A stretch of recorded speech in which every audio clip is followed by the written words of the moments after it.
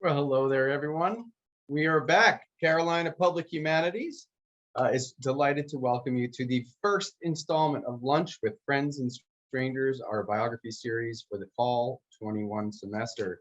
Lots of excitement in the world, and sometimes it's nice to just take a little break and learn a little bit about people, which is what we do. You can't have people, you can't have the humanities without people. So we're delighted to welcome you to this series. Please take a look. We have a bunch of great biographies coming up throughout the semester, including ending with some performance as well as part of our discussions.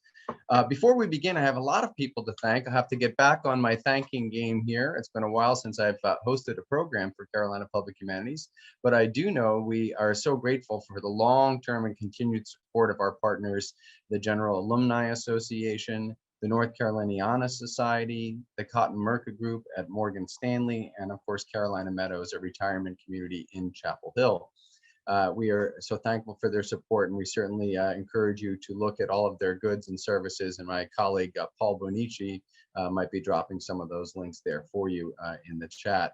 I do want to thank Paul, who is just always been doing such tremendous work. His world changed a year and a half ago, like all of our worlds. Then he became the technical wizard of Zoom and all things broadcasting. So thank you, Paul, for all of that. Before I begin, I want to remind folks that fall registrations are open. So we have the fall schedule. Have a couple of weeks before our first live programs begin, but keep in mind that our first seminar comes up on September 25th with the incomparable Gerhard Weinberg talking about the German invasion of Soviet Russia. And of course, our Humanities in Action series begins on Wednesday, September 22nd, and we'll be going right into looking at a sort of a recap of what America's 20-year involvement in Afghanistan meant and what it means for us today. Lots of programs to check out. Please go to humanities.unc.edu to look at all of those and line up, sign up, and get involved. Well, what is Lunch with Friends and Strangers? Well, we don't actually eat lunch, but we do talk to friends and strangers. And first, let me introduce our friend, member of the UNC history faculty. We'll have the microphones and cameras turn on so we can see Katherine Turk. Dr. Katherine Turk, welcome. And if I may be referring to you as Katie through this talk, if that is okay. Dr. Turk is a professor of history here at the University of North Carolina, a product of the University of Chicago and Northwestern University. We'll talk a little bit about Chicago in this discussion today.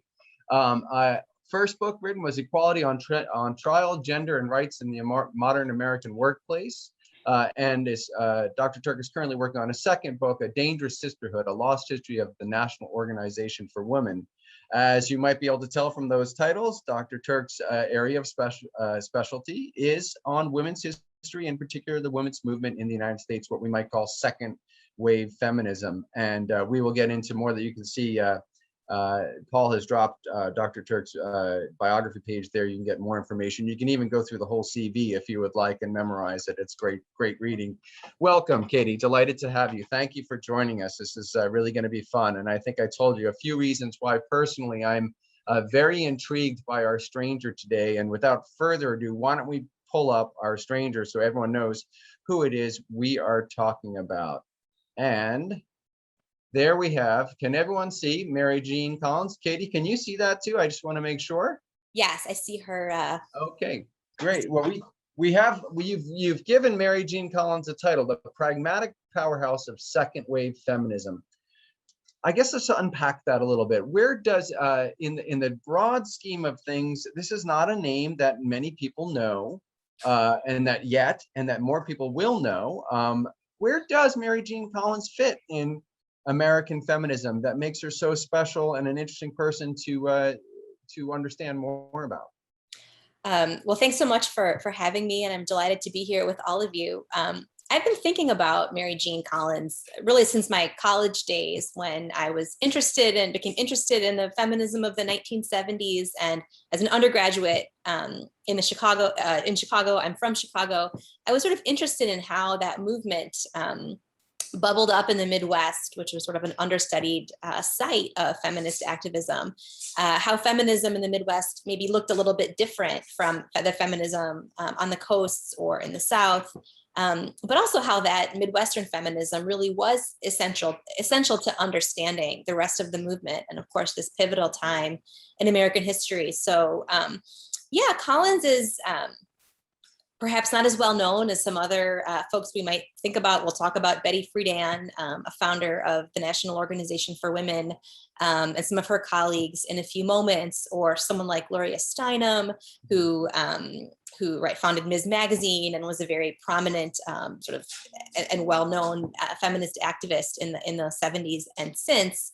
But Collins worked tirelessly and oftentimes behind the scenes to help expand and grow the National Organization for Women, which was one of the most prominent feminist organizations in the 1970s, and of course is still here today.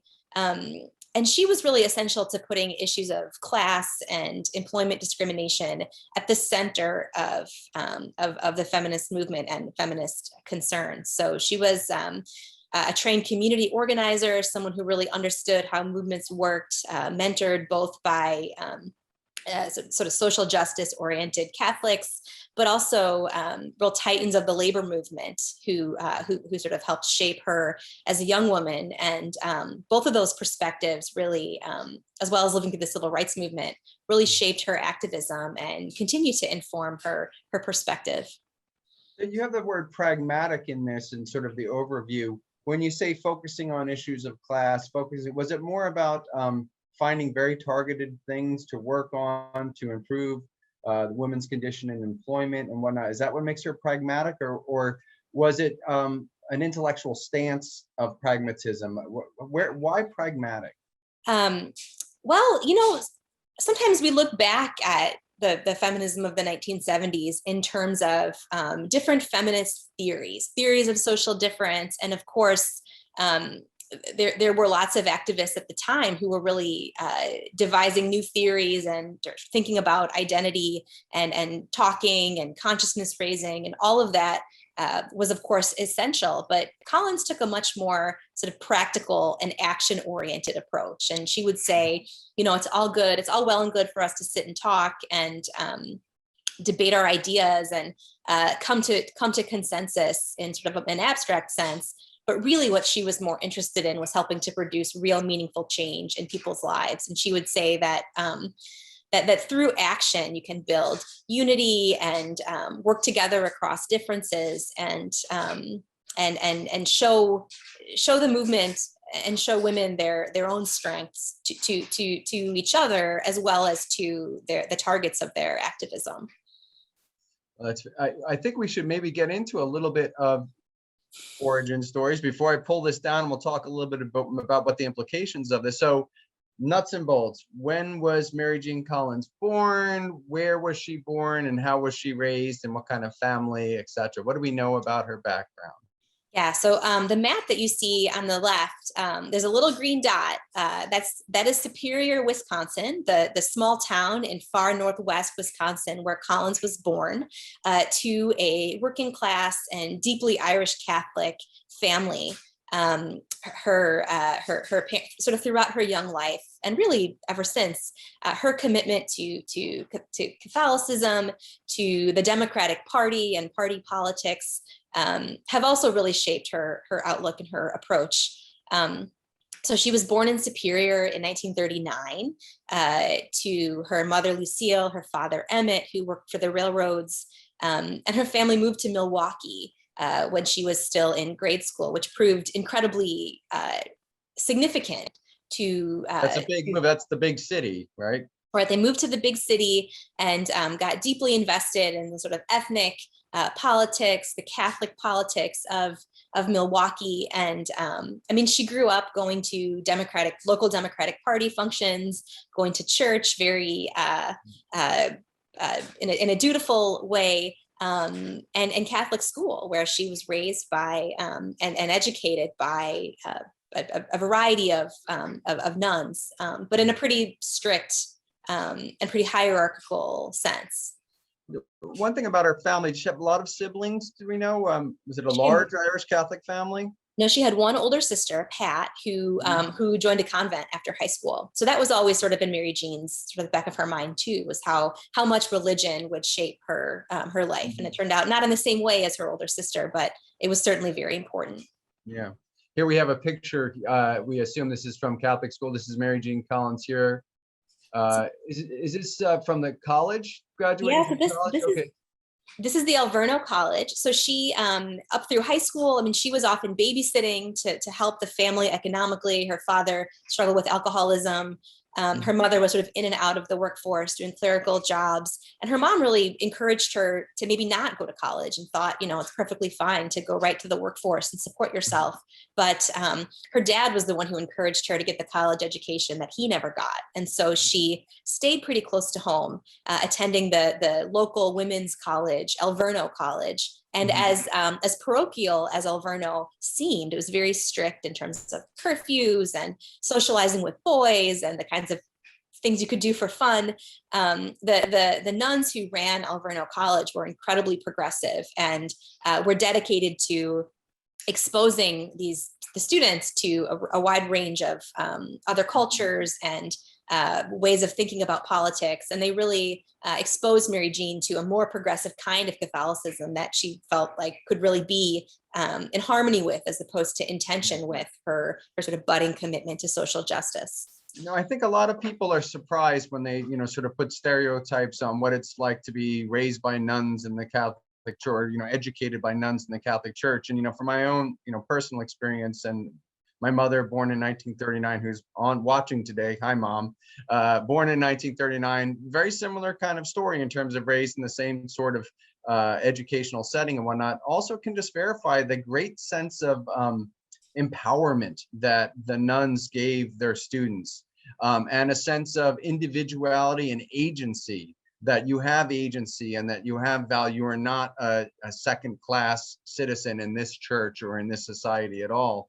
And she speaks about that in terms of what the Catholic Church did for her and what these nuns did for her in her education. Absolutely. And I mean, Collins, this is years ago now, took me to meet one of her mentors, one of her former professors from her Alverno College days, Sister Joelle Reed, whose picture we'll see in a minute. And we talked a little bit about this what might seem like a tension of women subordinated within the male-dominated Catholic hierarchy. But Sister Joelle said, who wanted to be a priest? They had all of these. They were much more sort of structures that rigidly controlled their lives. Whereas for us running this women's college, it was kind of our own maybe fiefdom, or it was our own sort of domain where we could mold and shape these young minds and really infuse some women's history into a curriculum where they might not have gotten it otherwise. And so, the Sister Joelle Reed, Sister Austin Doherty, and the other primarily women who ran Alverno College really continue to put forth generations of progressive Catholic students. And at the same time that this is going on, we just briefly touched on this when we had our little intro discussion, that Vatican II and the currents of a sort of liberalizing church are going on at the same time. Of course, there's reaction to that, but there's a great embrace of that.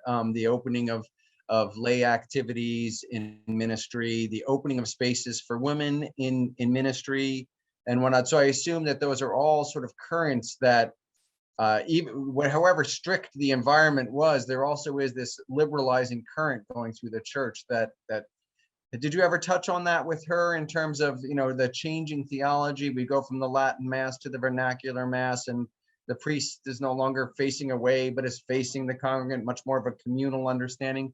Do you think that impacted her political sensibilities?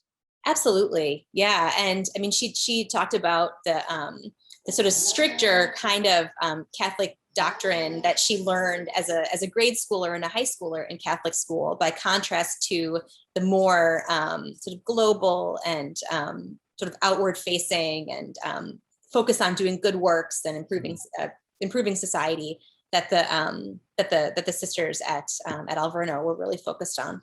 So when did she graduate from Alverno? 1963. 1963. Okay, getting right, and this is graduating right at a very particular time in the women's movement. Was she now teaching second wave feminism only from the huge macro scale of the world history since 1945 course I start with Simone de Beauvoir, whose book Second Sex comes out in the late 1940s. Was she exposed to any of that? And that's more sort of philosophical approaches, right? One of the great philosophers of the 20th century of all time is writing about the role of women. Is that a more cerebral and philosophical approach? Was she reading this, or was it waiting for Betty Friedan and being more influenced by the American voices? You know, that's a great question that I've never asked her. I'm not sure. I mean, she was a history major in college, where she certainly took college courses that were not specifically focused on women's history, but the women who educated her made sure that women's voices were there, women's experiences were there. If you can show, I think my next slide. Yeah, sure. I was just about to pull it up. Great minds think alike. So this is a photo of the founding conference of the National Organization for Women in October 1966. And Collins was not present. She was back in Milwaukee in her early 20s, working in a sort of office job and trying to figure out what her next step was. But you can see in the second row in the center, you can see her mentor, her history professor from El Verno College, Sister Joelle Reed, who was one of the founders of NOW, along with her fellow El Verno professor, Sister Austin Doherty. And I mean, here you can also see Betty Friedan is on the very far right. Polly Murray is the third from the left, in the back row. And so, I mean, Mary Jean was very much still sort of ensconced in her local world and its politics, but she stayed very close to her college mentors and professors. And when Joelle and Sister Austin Doherty came back from Washington, D.C., after this founding conference, they started a Milwaukee chapter of NOW, and Joelle was the president, and Mary Jean became the first treasurer. Have you had any? Is Joelle moved? Has she passed away since, or she passed away a few years ago? Did you ever have a chance to interview her? I did. Yeah, she was. This must have been 2015, 2016. I went with Mary Jean to the retirement community in Milwaukee, where Joelle was living at the time, and I learned so much from her. Such a fascinating figure, and deserving of a biography in her own right. Hope someone will write it. Yeah, it's very interesting to think about someone who has a job, a calling, a vocation to the Catholic Church in a very specific role in a hierarchical institution, to embrace this, radical movement, which is radical, but also not, because you look at the people here, these are not radicals. This is in the middle of the 60s. We're not talking about hippies. We're not, what did Joelle say about her involvement and wanting to get involved in this, and how it fit in with her faith? Well, so I should say, so she's a founder of NOW. She's for a short time, she's on the national board, and she helps to start the Milwaukee chapter. But in 1968, she is named president of El Verno College, at which point she steps away from NOW, because she doesn't think, as the leader of a women's college, she should be ensconced in an activist movement in such a political way. But I mean, the premise of NOW, which, yes, in some ways these women don't look like radicals, but I mean, they were radical in the sense that the premise of full gender equality that's linked up to other contemporary social justice movements of its day, which is what these gathered women affirmed in October 1966, I mean, was a radical idea. And I mean, to many Americans today, it still is a radical idea. But Joelle would say, that there was plenty of room in the Catholic life, and even in the Catholic Church, to push for more equality, and that also respected the particular sort of gender specific and woman centered lives of nuns and the women that they taught at women's colleges. I mean, she didn't see any of these things as mutually exclusive, and that, there were a lot of different ways to pursue gender equality, because there are many differently situated women, and equality Yeah. can look different for different people. But yeah, so she happened to be in DC that weekend because she was advocating for more financial aid for study abroad to come to colleges like El Verno, because it was deeply important to her and her colleagues that these women from Milwaukee, which is a wonderful city, but was still in many ways a provincial one, Yeah. to get abroad. And the working class students at El Verno would have needed financial aid to be able to study abroad. And she wanted to make sure that they got that chance. Wow. And that put her in the right place to then also be involved in this networking. I think it's really interesting about the religious side of activism. We think about the civil rights movement is deeply embedded with religious conviction, and religious leaders taking the forefront on that. We mentioned even in Catholicism, liberation theology is beginning to be articulated in Latin America at this very time. And that is certainly an aspect of activism that is often overlooked, especially when people associate religious institutions with hierarchy or conservatism, and to look individually to see that. I will just say one other thing. Even though I can only see just a part of her face, that looks like a very pleasant person. Oh, she was, yes, I a can wonderful just tell. person. I can just And tell. I'll just also say, in photo ops, as Now was getting started, and the leaders of Now are trying to make sure that they get as much media attention as they can. Betty Friedan would always try to make sure that Sisters Joelle Reed and Austin Doherty were in their habits and in the center of the picture, to show that that feminism is for all women, and deeply religious women are also part of the struggle for gender equality. Yeah, that makes sense, right? That you want the optics of that as well. They don't have to wear the habit, right? That in these pictures. I think that's right. Yeah. I think that's right. Although I've never seen her without one in a picture, or even when I met her. It's easier for laundry if you can wear the same thing every day, right?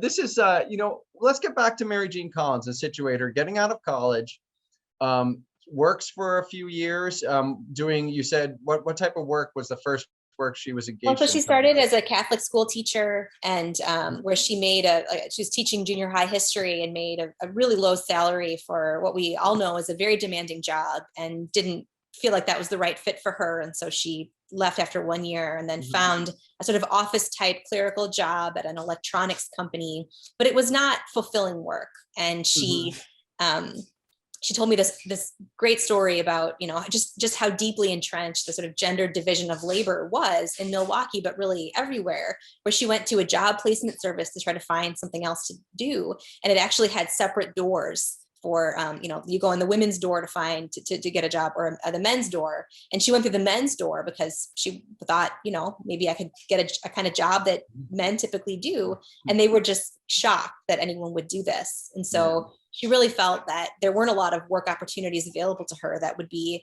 fulfilling. And so she really found fulfillment in this period. In the next slide, which maybe we'll show, the budding civil rights movement in Milwaukee was really flourishing at this time. And of course, religion and religious convictions were important to the movement, the Southern movement, to the movement in other parts of the country. But in Milwaukee, it was a deeply Catholic inflected movement. And Mary Jean was part of a series of nightly open housing marches, where Milwaukee residents marched into the predominantly white ethnic neighborhoods that were keeping African-American families out. And you can see in this picture on the right, the man in the clerical collar is Father James Groppe, who was a Catholic priest, and just deeply committed to the civil rights movement, had been with Dr. King and some other leaders in the South, and sought to bring some of those politics and tactics to help the movement in Milwaukee. And so he was not the only leader of the movement, of course, but he was very important to Mary Jean as a sort of progressive Catholic leader who sought to make the values of social justice real in her hometown. I was going to ask, I seen that there was Mary Jean Collins, through her own virtues and her own ideas and beliefs and values, might have gravitated towards social justice, but to have respected people in the Catholic Church also taking the lead must have been very encouraging for her to jump in with 2 feet. I think that's right. Yeah, both in terms of feminism and in terms of the civil rights movement. Yeah. So she does get married. When does this happen, and how does this fit in her own trajectory and her own life and career and also activism?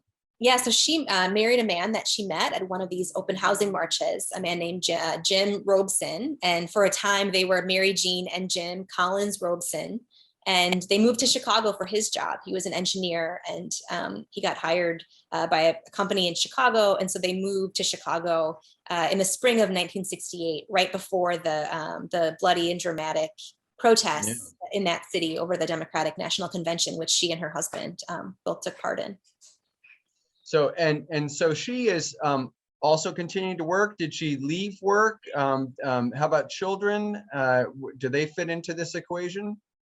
They never had children, and she continued the kind of sort of clerical office work at an electronics company that she'd been doing in Milwaukee. She found a similar position in Chicago, but increasingly she was more and more invested in the sort of budding feminist movement in the city. And eventually she left that job and became basically a full-time volunteer in Now's national office, which for a time was in Chicago. And her husband he opened his own printing business, whose only real client was Now. And so she and her husband are sort of helping Now with administration and paperwork and all of the sort of behind the scenes and oftentimes sort of ungratifying work that a movement needs to keep, membership lists together and make sure the newsletter goes out and all of the, I guess, referring to her as a sort of a pragmatic activist. I mean, Mary Jean was always willing to do the not the dirty work, but maybe the grunt work that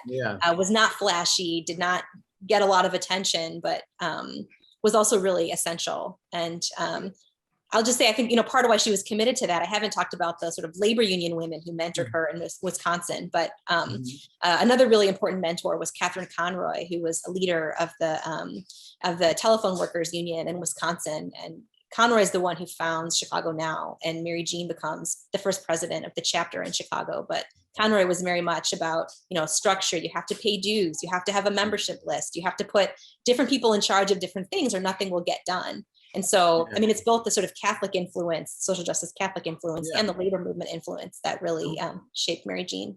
It's interesting to say it because it sounds like a vocation to get involved. I mean, you're called to this service, and it sounds like this was a deeply spiritual as well as, seeing a very political and ethical reasons for and getting involved. But this isn't the route that a lot of people take when they get married to get ahead. They get jobs and they can't to leave these things behind, and they just start writing checks to things they support or whatnot. This is not Mary Jean Collins, and it doesn't sound like it's her husband either.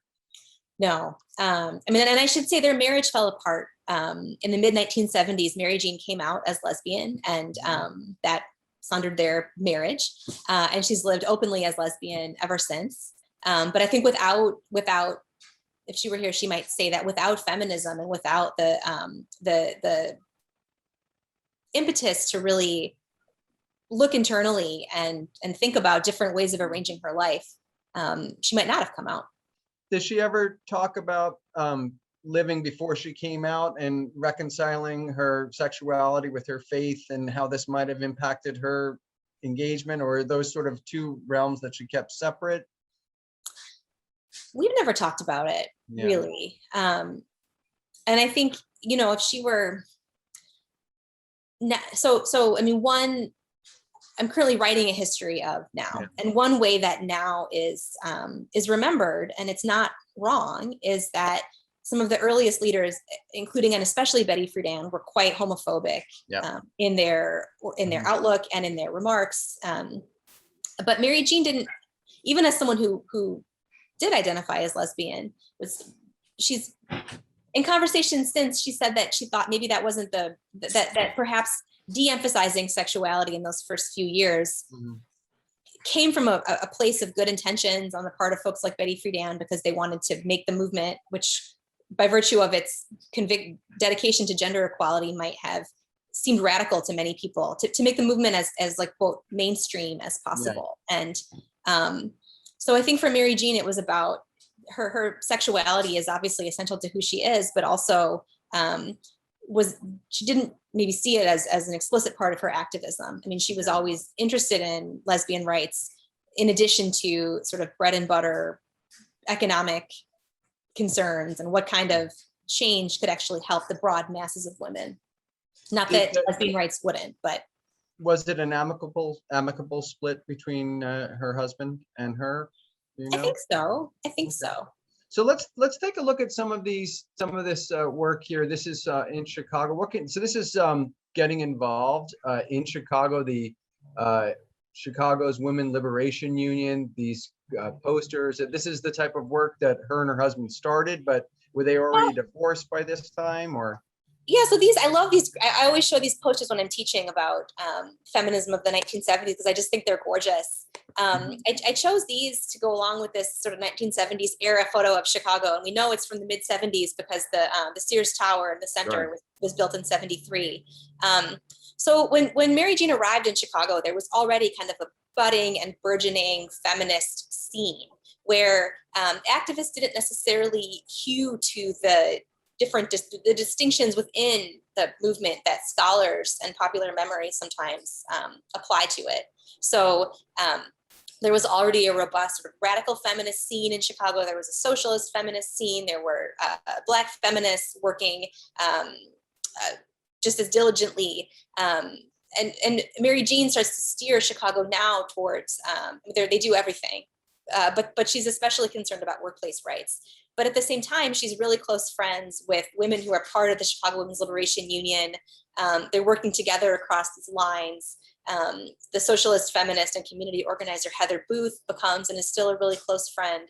So the divisions or the different categories that we sometimes use to say, oh, this is liberal feminism, this is radical feminism, didn't really make sense in a scene like Chicago where activists are really collaborating quite productively in ways that that challenge our neat categories for how we remember the movement. Well, you have that, and have the big, we were talking also in our opening conversation, sort of the big 1970s, very visible popular feminism of Miss Magazine and Gloria Steinem, of Free to Be You and Me, that wonderful album that came out, the Billie Jean King, Battle of the Sexes. And those provide the publicity and the promotion that you need to put these issues on the front burner. But it sounds like underneath that you have real need for collective activism across all sorts of lines of different priorities among different groups and whatnot, and that takes a different sort of dedication than just sort of embracing sloganeering. Right. That's right. And for the women who were active in Chicago now in the early to mid 70s, I mean, they would say that being in the movement was a second job. They would do their typically dead end and not very demanding jobs, in offices during the day, if that's where they worked. But then they would sort of work a second shift in the evening, perhaps making photocopies, advertising their meetings on the office copier, or they would jump in a cab at lunchtime and go confront some employer who was treating its women workers badly, and then come back and work for the afternoon. So it took a ton of energy and commitment, and I mean, again, a lot of work that wasn't very flashy necessarily. That took a lot of discipline in terms of staging these elaborate confrontations or activism, and but yeah, I mean, incredibly rewarding. You can just, when you interview the women who took part in this movement, they convey how essential this was to their sense of self and to the rest of their lives. Yeah, and of course, in taking on some really big, important topics, we looked a little bit at this. Tell me, this was a huge initiative. I see dates from 1974, 1978. Sounds like a consuming issue in Chicago and around the world, or around the United States, was women's employment. Tell us about Sears. Yeah, so employment was really Mary Jean's. She cared about many different feminist issues, but employment became her focus and the Chicago chapter's focus, because there were these new workplace equality laws on the books that government officials weren't really enforcing on behalf of women with the same vigor that they were using to approach purely race discrimination complaints. And so Sears Roebuck was headquartered in Chicago at the time. It was the Sears largest Tower, right? You're right. Yeah, the Sears catalog. It was, I mean, it was kind of the Walmart of its day, both in terms of its size and visibility, but also in terms of how poorly it treated its workers and maintaining deeply sexist and racist divisions of labor and pay structures. And in the early 70s, as the retail sector is becoming more turbulent, and along with the rest of the American economy, Sears is kind of experimenting with ways to treat its workers even worse. And so Mary Jean and her colleague Ann Ladke, who's also pictured there, who goes on to become, who's an incredible activist in her own right. So this is Mary Jean here. That's Mary Jean with the poster. They devise, that I think is Suzanne Doty, and that's Ann Ladke. They devise a campaign that starts in Chicago and then goes national to apply pressure onto Sears from as many different pressure points as they can. So they're staging actions in stockholder meetings, they're filing lawsuits, they're interviewing Sears employees and trying to help them file employment discrimination claims. They're working in collaboration with civil rights organizations and labor unions and just trying to reform this major corporation in the hopes that not only would it be forced to change, but actually the benefits would ripple across the sector and perhaps even the national economy. And Sears fights back. They go to court, and it eventually becomes, I think, the longest. Sears holds out the longest, basically, and wins in 1986. But it's a real showdown between the feminists, organized feminists, and employers around what equality will mean for working women. And so is she I guess a sort of nuts and bolts question, how is she supporting herself while this is happening? That's a great question. While she's engaged in these struggles. So she gets divorced in 75. And that's right around the same time that she leaves Now for a time. I would need to ask her about the specific timeline. It's an important question. She leaves Now for a few years. She runs for national president twice and is defeated. And so then goes to work for Catholics for a Free Choice. Oh no, that's later. She goes to work for the Nurses Union. She's an organizer for the Nurses Union. Mm-hmm. But then my next slide is a photo of a massive Equal Rights Amendment rally. She comes back to Now. And I believe is paid a salary to help coordinate Now's efforts, and actually I think efforts across organizations throughout the state of Illinois, which was a really key state in the fight to ratify the Equal Rights Amendment. Yeah, and then picture here of this is in Springfield, the capital, Illinois. Yeah.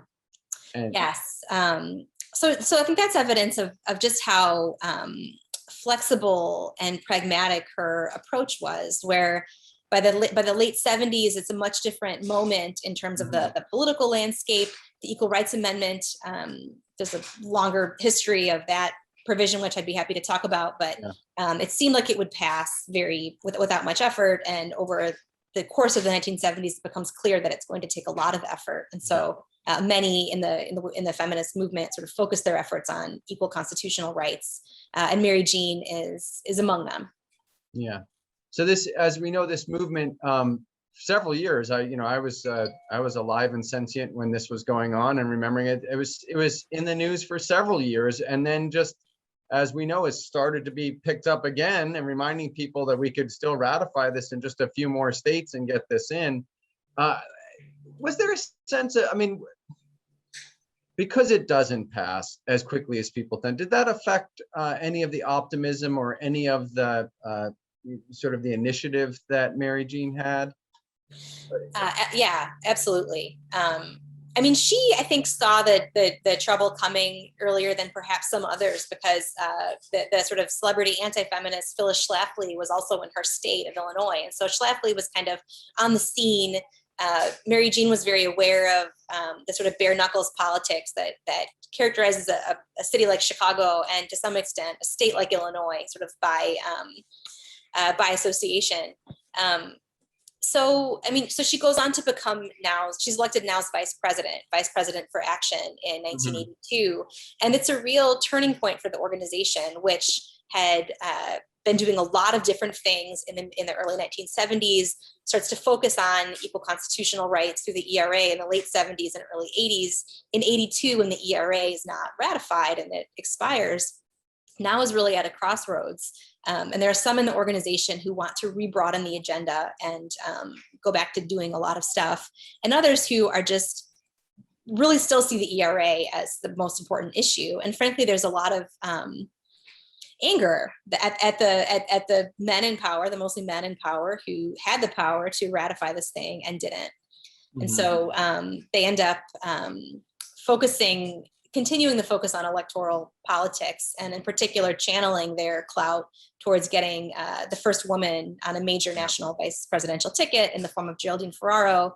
And when Ferraro and Mondale are defeated in a landslide in 84, the organization is sort of facing another crossroads. And Collins leaves the organization in 85 and wraps up her career at Catholics for a Free Choice and then People for the American Way. And she retired, I think, about a decade ago.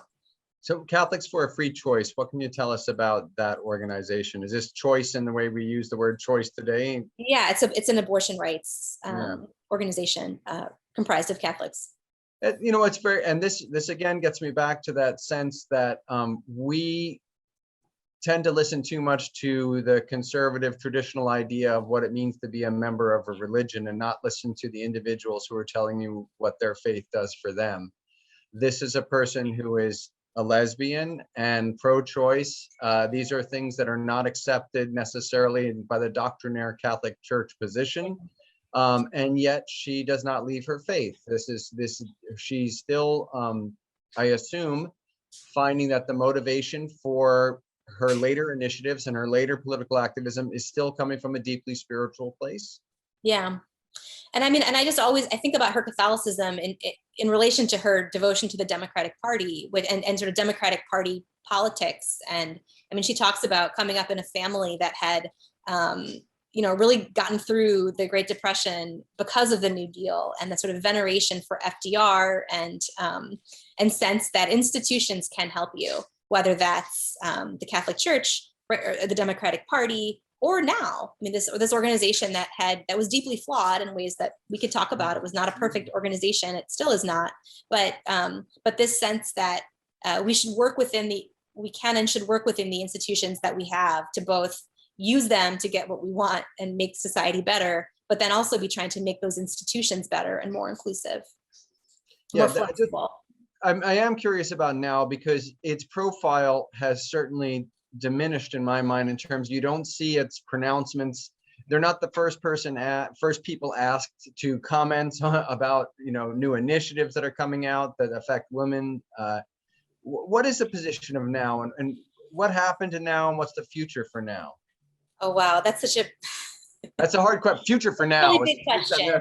That's a really big question. And it's hard to certainly now follows the course of some of the other big membership organizations that come out of the 1960s and 70s, and some that that already existed but also weathered that time, in that people are less likely to show up to meetings and be members of these organizations in ways that they were in the 1960s and early 70s, when Mary Jean and her colleagues devoted endless time and energy to going to meetings, to showing up to protests. And of course, many Americans still do that, but not necessarily under the auspices of these large membership organizations. Now continues to, or at least up until the recent past, has continued to host like major demonstrations on the National Mall, marches on Washington over Supreme Court nominations, over abortion rights, but that's not. And there certainly still are active NOW chapters, but there were changes in NOW's fundraising structure and approaches during the ERA campaign of the 1970s, changes in just the sort of how power flowed in the organization that I think have made it.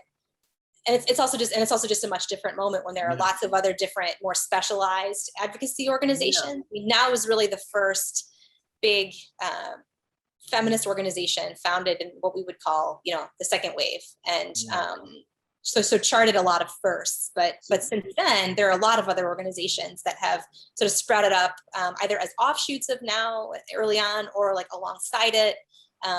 So now you can, and it's now is sort of one voice in a ferment of explicitly women's organizations, but also, labor unions, religious organizations, professional organizations that that have a commitment to gender rights and women's issues. So it's a much different activist landscape. Although, okay.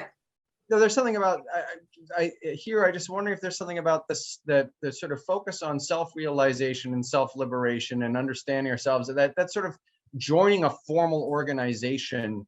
It's just not in the zeitgeist necessarily as it is to expressing yourself, joining, being active. It doesn't mean that there aren't people doing marching and doing all those things, but it's not much about becoming a card-carrying member or whatnot. And I wonder if that has an impact on the efficacy of movements. What do you think? Oh, certainly. And, political scientists like Theda Skocpol have written about this, the sort of shift to what she calls checkbook activism, that some of these organizations, they have come to prioritize money over people's time and lobbying and having a sort of presence in the national capital and fundraising through direct mail, as opposed to, membership checks that come with the expectation that you'll be part of a local chapter. And people also have less time, especially women. I mean, not that women haven't always been busy, but as the expectations in professional jobs have gotten longer, and the expectations for what mothers do in their homes have expanded and come to take up more time. Right. I mean, there was a whole wave of studies, 10 or so years ago or more, about like the double day and the second shift. And so and we certainly have seen a lot of in the COVID experience. We've seen the incredible gender inequality of that domestic work and everything that, teaching the kids at home and whatnot. It feels like everyone is individually suffering these consequences, and it would be nice to see a sense of collective action like that. I'm just speaking for myself here. I reminded of Jody Dean, who was saying, it's about allyship, and we used to say comrades, and that, you used to be part of an organization where you had duties and, you had a job to do, and you would know that everybody was in the same. And now you're right, checkbook activism. I'm an ally. I support this. I can say the right thing, but that commitment to collective action seems to be somewhat diminished. Maybe not, though, because we also see incredible collective protest even to this day, right? Well, it's true. And, and an organization like Now, I mean, part of what gave it such incredible energy and momentum and potential when it was founded in 1966 was this idea that women might have something in common. They might have a common agenda. And that drew, hundreds of thousands of people, women and male allies to the movement. But Now was less good, even from the beginning, at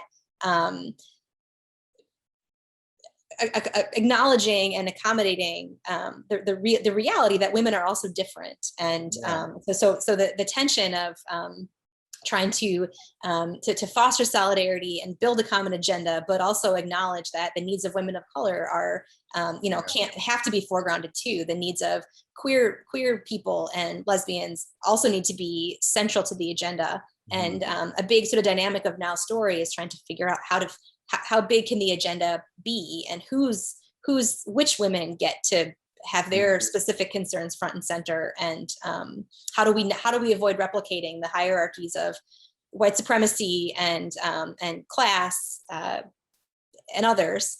How do we avoid replicating them in our own organization that's attempting to be democratic? It's a hard problem, and they didn't always do the right thing, but acknowledging and recognizing intersectionality is one thing, but taking and addressing the demands of intersectional justice is very difficult to do and to articulate in a large organization, it sounds like. Yeah, absolutely. And I could say more about that, but I'm also happy to turn. I see we have a couple of questions. Yeah. I was going to say, I'm going to go show us our last picture when we're over, because I want to see Mary Jean Collins in 2014 as well. But let's get to a few questions. I want to also invite people now to the question and answer button at the bottom. And the first question I had was from Jonathan Gerard. He had started out asking about theological ideas of the official hierarchy in the Catholic Church, encountering her activist feminism. and how the church might have reconciled or not the modern Enlightenment concept of individual conscience having authority over our lives versus the church's traditional value of obedience. And this is something we sort of touched on, but Jonathan also acknowledges in a follow-up, maybe if you could speak a little bit more specifically to the male authority structure and its response in the Catholic Church. Again, one touching on the individual conscience, but then a little bit touching on the nuts and bolts of the hierarchy and the authority. Jonathan, these are great questions, and a little bit outside my area of expertise, so I'm afraid I'm not going to be able to answer them with any authority. I mean, my sense is that, I guess, like from Mary Jean's perspective, the church became more flexible in some ways, but also held on to certain rigidities in others. And I guess I'm just thinking of, Milwaukee Now's first protest when Mary Jean was its treasurer was to protest the requirement that women wear hats to Mass, even women who were not Catholic, who were just attending Mass and sitting in the pews. And so they went to the Salvation Army and bought just hats, just any hats they could find. And when they rushed up to the, I guess it's the altar, and just put their hats on the altar in front of the priests who were administering communion. And the priests were so confused. They said, "No, wear it on your head. You don't put it here. Like you're not understanding what's going on."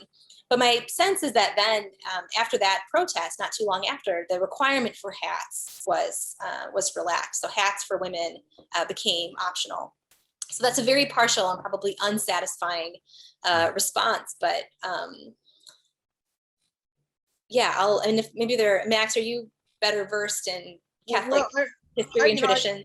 I would stretch it a little bit. To me, the tension that seems really palpable, and going back to this and looking at how conservative Catholicism is incredibly powerful today. It's look at our Supreme Court, has many conservative Catholics on it. The Catholic Church, the American Council of Catholic Bishops, has really pivoted to being a very political body, taking very political stances on abortion, on gay rights. This is really fascinating to me. I want to dig in a little bit on that 1970s moment. And I don't think people can appreciate that the Catholic Church hasn't always been the same in terms of its stance on these issues and whatnot. And did Mary Jean Collins talk to you about this changing in the church and what she sees now from sort of the official stance? I think you have Pope Francis, who was a very sort of liberal approach to a lot of these things at the time, on some issues, not on all issues, and frankly, not enough on sexuality issues, in my opinion, but pretty liberal at the head of the church, but with a male hierarchy that has really become entrenched and arch conservative. Has she talked to you about the current state of the Catholic Church and how she's still pro-choice? I'm still lesbian and proud of her bisexuality. We haven't spoken in a few years now, and didn't typically focus on her religious life as much as her activist life. Yeah. But I think what she would say is that it's important to leave institutions if that's, if you just can't tolerate being part of them anymore. But at the same time, it can also be really important. It can be just as important or more important to stay in those organizations and dissent from within, and register your identity as a feminist in the church, as a lesbian in the church, as a progressive in the church, and that you could maybe even do more good and push the wheels of change more effectively from the inside rather than the outside. I want to show this picture here. And I welcome, if anyone has some questions for Dr. Turk or about this, Mary Jean Collins, or about the women's movement, please put them in the question and answer button down at the bottom of your screen there. I just want to pull up this picture here, which gives us a sense of, this is from 2014. What can you tell us about this movie? She's beautiful when she's angry. So yeah, so Mary Jean was one of the handful of feminist activists who were part of the movement in the 60s and 70s, who was profiled in this amazing documentary, which I would certainly recommend to everyone, called "She's Beautiful When She's Angry," and it talks a lot about her activism, especially in Chicago, and in particular. When Mary Jean was in charge of the Chicago chapter, she organized a demonstration that brought, I think, 15,000 people out to the city center on August 26, 1970, the 50th anniversary of the passage of the 19th Amendment, and a range of diverse speakers, really a turning point for the movement in Chicago. But that Women's Equality Day in 1970 really was a turning point for now and for the nation itself, in terms of starting to really see feminism not as sort of a strange thing or even a joke, but a real serious force in the nation's politics, which it still is. I mean, it's in some ways a more galvanizing force than it was in 1970, but in some ways that's just evidence of how much it's changed and how resonant its agenda continues to be. How do you introduce Mary Jean Collins to your students? You know, I taught She's Beautiful When She's Angry maybe 6 or so years ago. I mean, they're blown away by the fact that these many women who lived through this time are still alive, and you can talk to them. And I always say to students, like, go home for Thanksgiving when you're with your older relatives and just ask them. And they always come back with like, oh, I didn't know this about my mom or my grandmother or my great aunt.